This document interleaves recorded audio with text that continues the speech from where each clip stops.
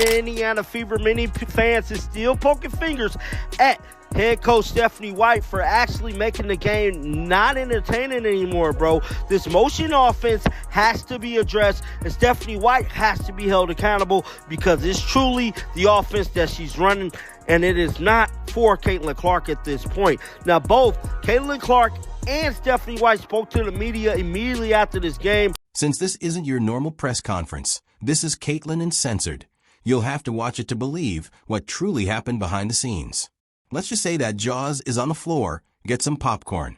Stephanie White was the target of Caitlin Clark's frank and brutally honest bombshell regarding her health.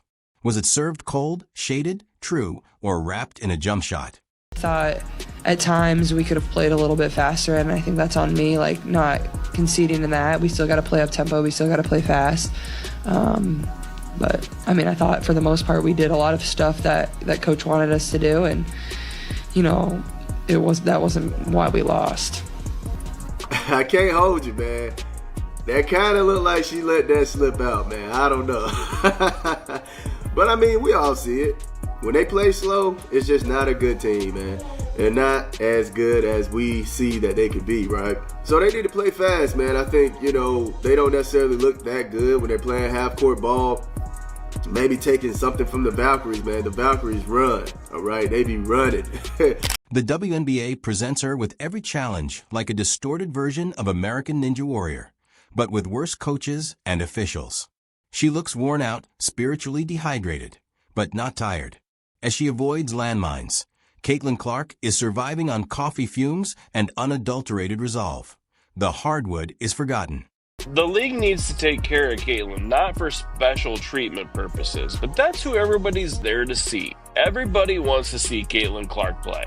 And if you let other teams and other people beat the shit out of her, she's going to spend 2 weeks out injured. And your attendance is going to drop because people aren't going to get the chance to see her. And if you actually want to be paid the same as the NBA players, obviously not by actual dollar for dollar, but for revenue percentage, you need to protect her. You need her to be playing at her best and not be having the shit kicked out. She has promoted ticket sales and hope growth, but she has also become the referee's favorite chew toy, making them believe she is a tackling dummy. Referees test how many illegal screens and shoulder bumps a player can take before going insane in this full-fledged experimental science research, which goes beyond missed calls. The Las Vegas Aces defeated the Indiana Fever 89-81. And this game was disappointing for many fans, not only for the fact that it seemed like the Fever had this one in the bag, but they kind of gave it away at the end of the game, but also because it seemed like there was something off with this Fever team. They didn't have the same energy and spark that we all know and love. So many fans are asking, what is going on? The whistles have evolved into wind instruments that only play when she is acting, and the rulebook suddenly appears to be a chaotic choose-your-own-adventure book. If someone sneezes on her, the music keeps playing, but if she breathes near someone, that is a serious enough infraction to result in a 5-game suspension. I think I have figured out the solution to the Indiana Fever's problems. Hear me out, hear me out, hear me out. This is what we got to do. We got to put Caitlin Clark off ball. We need to run a motion offense. So when the defense takes away what Caitlin Clark does best, we have other players that can still perform. So when she does have bad games, we're not completely dead in the water. I think that is the best way to move forward with this Indiana Fever team. There have been muggings with less contact at this time. And we might need to look into whether some of these defenders have brass knuckles taped under their wristbands. We should also look into the league's response crickets, or worse, passive-aggressive Instagram posts that pretend nothing is wrong while their biggest star is slammed into irrelevant. And let's not even discuss Indiana. Physicality is illegal and not metaphorically legitimately suspicious.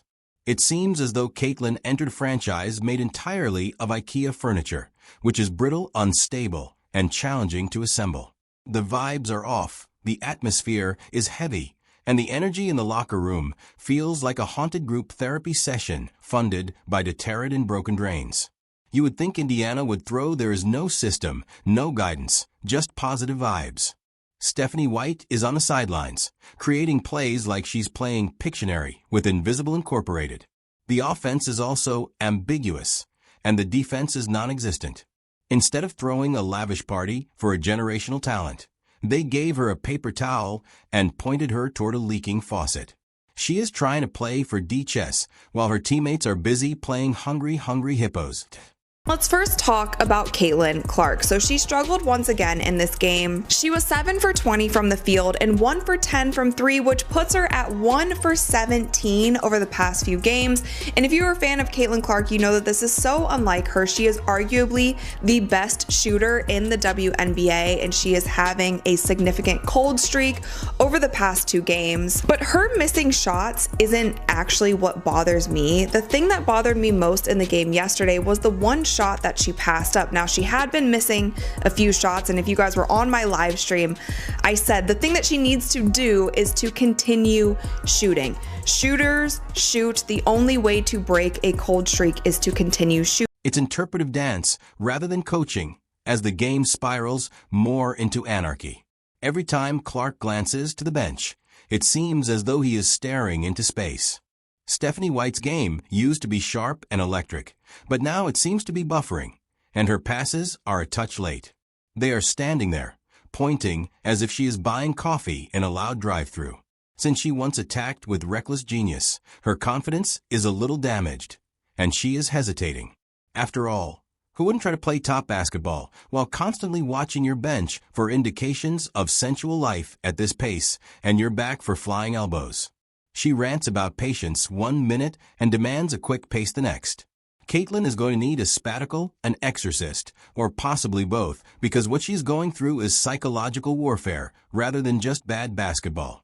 This league is meant to protect and elevate its players, not reduce them to dusty highlight reels and regret, but instead they are slowly draining her by a league that begged for her brilliance, but failed to foster it.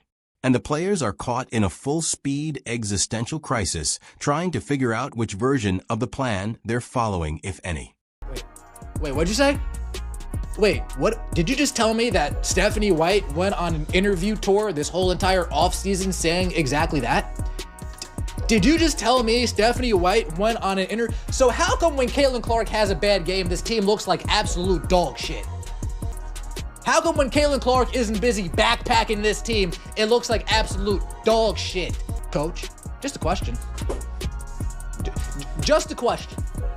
What we saw today, folks, I feel bad for everybody that had to sit through that. Everybody that wasted 2 hours and 25 minutes watching the Indiana Fever versus the Las Vegas Aces, I feel bad that we had to sit through that. That was a tough watch.